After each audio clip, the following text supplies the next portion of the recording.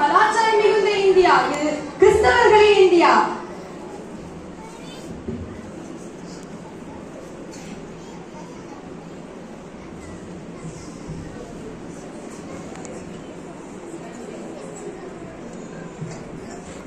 என்னது இது? இந்தியா நீதி நெறிமுறைகளை உடைய இந்தியா, இது இஸ்லாமியர்களின் இந்தியா.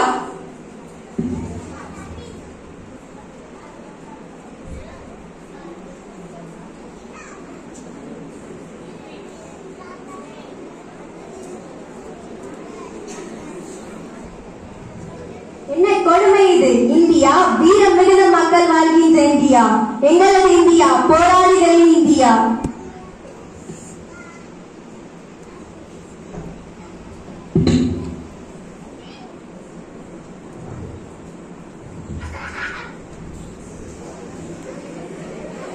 யா பகவானே, என்ன அவஸ்தைப்பட்ட வேலை இது?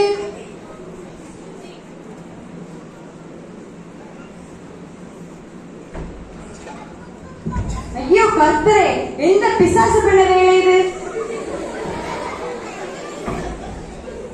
या अल्लाह, किसने ऐसा बदलाया?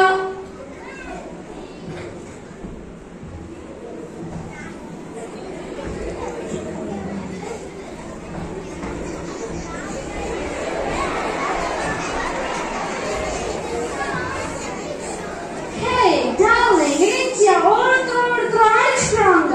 அவங்களுக்குள்ள யுனைடெட் ஒற்றுமை.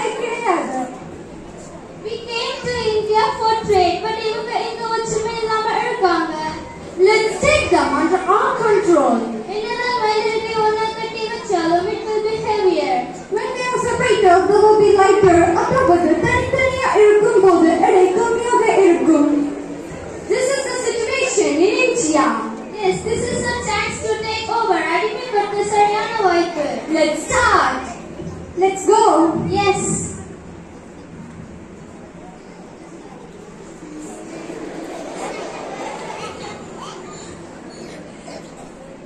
Wow, looking gorgeous. என்னதான் பார்க்க அழகா இருந்தாலும் அந்த மாதிரி வராது. நன்றி. See there, India is all filled with wealth. This is our India, India under British control. Mahatma Gandhi அவர்களே, ஒற்றுமையுடன் இருந்த நம் மக்கள் ஜாதி மதபேதத்தால் பிளவுண்டு வாழ்கிறார்கள். அந்நியரான ஆங்கிலேயர்கள் நம் மக்களை அடிமைப்படுத்திக் கொண்டிருக்கின்றனர். அவர்களுக்கு விழிப்புணர்வு ஊட்டுங்கள். ஆம் பாரதி அவர்களே, வீரர்களே, எழுந்து போராடுங்கள். நாம் ஒவ்வொருவரும் இணைந்தால் ஆங்கிலேயர்களை எதிர்த்து போராடி நாம் நம் தாய் நாட்டை மீண்டும் பெற முடியும். வாருங்கள் வீரர்களே, வாருங்கள். நான் போராடுகிறேன். வந்தே மாதரம், வந்தே மாதரம், வந்தே மாதரம். ஈஸ்வரா, நான் போராடுகிறேன். வெள்ளையனே வெளியேறு, வெள்ளையனே வெளியேறு.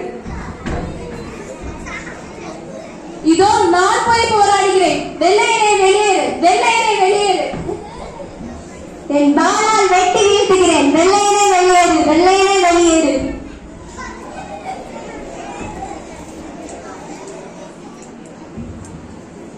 உங்களை நம்பி அடிவாங்கினதுதான் மிச்சம்.